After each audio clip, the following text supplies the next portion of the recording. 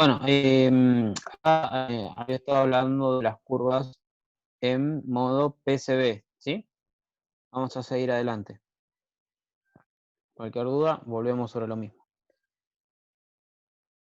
La programación del límite de las alarmas. Los límites de las alarmas es la misma que en BCB, o sea, puedo controlar las mismas cosas, pero además de las ya mencionadas, la alarma más relevante es el volumen minuto, ¿sí? Yo puedo poner alarma al BT o al BLM minuto en total, siendo por mucho o por poco si la presión no es suficiente para mantener un BT o un volumen minuto, o si la presión sobra y estoy metiendo demasiado volumen. También es importante censarlo porque puedo generar barotrauma o volutrauma, ¿sí? Las aplicaciones clínicas frecuentes del PCB se sugiere utilizar la ventilación controlada por presión cuando en BCB es difícil alcanzar una oxigenación adecuada o cuando no se logra adaptar el paciente al ventilador en BCB, ¿sí? Generalmente cuando el paciente no lo puedo adaptar en volumen, lo paso a presión y le suele ir un poco mejor. Así que esa es una de las ventajas. Eh, Hablando propiamente de las ventajas, tengo un control preciso de la presión pico, ¿sí? Yo puedo setear hasta dónde va a llegar la presión del sistema y mejora la tolerancia con menor sedación, ¿sí? El paciente puede estar más despierto y se va a adaptar mejor. Y como desventaja, los cambios de la impedancia generan modificaciones de volumen. ¿Qué quiere decir esto? Que cuando hay obstrucciones distales o un aumento de la resistencia o cualquier otra cosa que me cambie la impedancia, voy a meter menos volumen, ¿sí? Porque cuando yo alcance la presión máxima que genero, que seteo en el ventilador, el ventilador va a ciclar y va a dejar de meter volumen y por ahí me quedo corto con el BT. ¿Sí? Y bueno, en sí no se usa para ventilaciones protectoras. En ese caso, vamos a preferirlas controladas por flujo. Y por último, vamos a hablar de presión de soporte, ¿sí? El PSB. Este es el modo, digamos, ventilatorio espontáneo. ¿Qué quiere decir espontáneo? Que acá el control lo tiene el paciente, no es la máquina la que manda todo. O sea, el paciente maneja bastante el ventilador en este caso. Ahora vamos a ver cómo. Lo que se hace es se programa una presión de inspiración o un nivel de soporte y el paciente respira de manera espontánea. Por esta presión de fin de reducir el trabajo respiratorio durante la inspiración, ¿sí? Yo mantengo una presión, digamos, que asiste a la ventilación del paciente, que la gatilla él mismo y que le va a reducir el trabajo o el esfuerzo ventilatorio que tiene que hacer para mantener su BT. La variable de control, igual que en el modo anterior, es la presión y se programa a una presión inspiratoria determinada. Vamos con las fases. El disparo es espontáneo, lo hace el paciente, ¿sí? Lo que se detecta es el esfuerzo inspiratorio, también por presión o por flujo, igual que en los anteriores, pero acá es más importante porque es lo que va a gatillar el modo. Si el paciente no gatilla, vamos a ver qué pasa después, pero bueno, acá el paciente es el que controla el inicio del ciclo, ¿sí? El límite es la presión soporte programada, o sea que cuando el paciente inicia el esfuerzo, el ventilador hace la presión soporte o mantiene el tiempo que el paciente esté haciendo el esfuerzo, esa presión, y después cesa, ¿sí?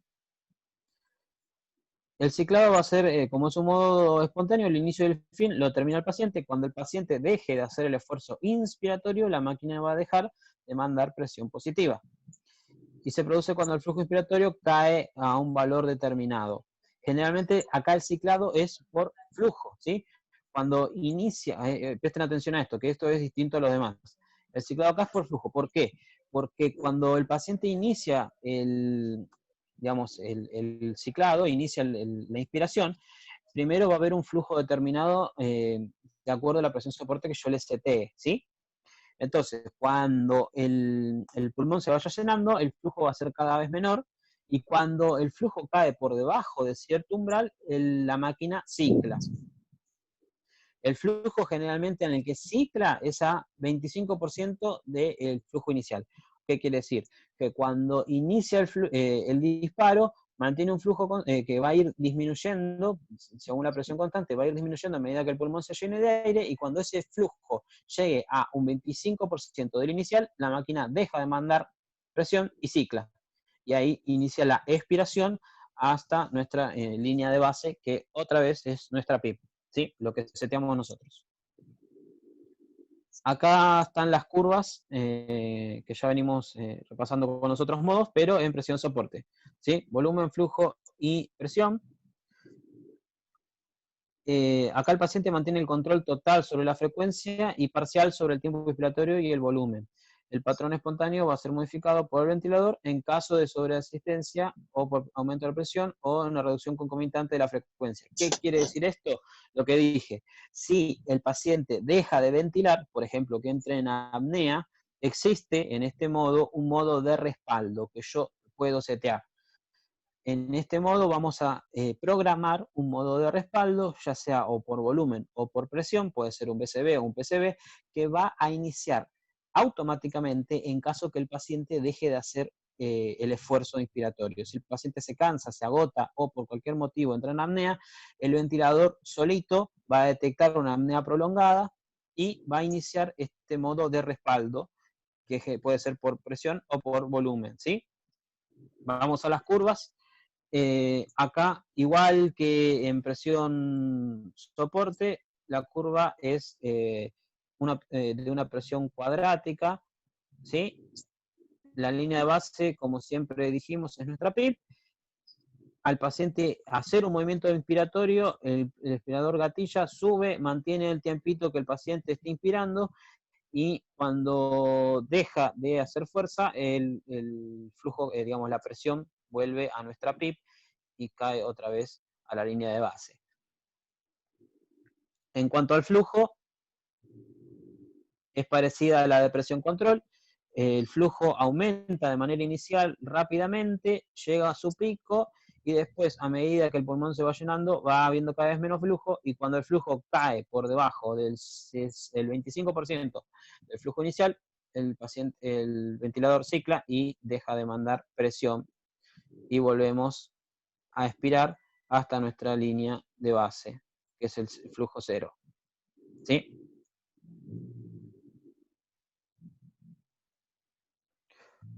¿Cuáles son las variables que programo en el ventilador? En este caso programo menos cosas. Lo que podemos programar es el nivel de soporte, o sea, la presión soporte que va a hacer, la rampa o Rammstein, que es el tiempo que va a llegar a poner la presión, digamos, pico, la PIP, y el disparo o el trigger, y el ciclado o trigger, digamos, cuánto, el ciclado lo va a hacer el paciente.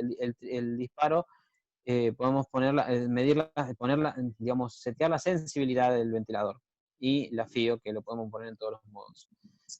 Las aplicaciones clínicas frecuentes de este modo: la ventilación por soporte apoya la actividad muscular del paciente y así aumenta la eficacia del esfuerzo respiratorio y reduce el trabajo respiratorio. O sea, el paciente está siendo asistido, pero él maneja su propia frecuencia y su respiración en general.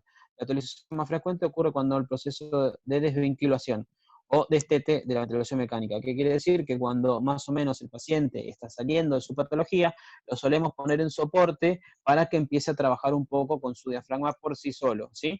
Así podemos eventualmente hacerle una prueba de ventilación espontánea, ponerlo en traquete, pero bueno, hay también protocolos que extuban mediante presión soporte. Nosotros no lo hacemos, generalmente hacemos PVE, pero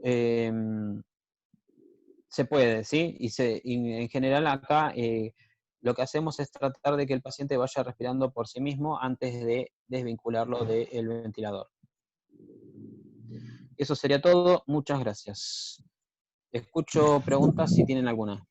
Bueno, Carlos, muy buena exposición, muy buena clase. Lo que yo quería preguntar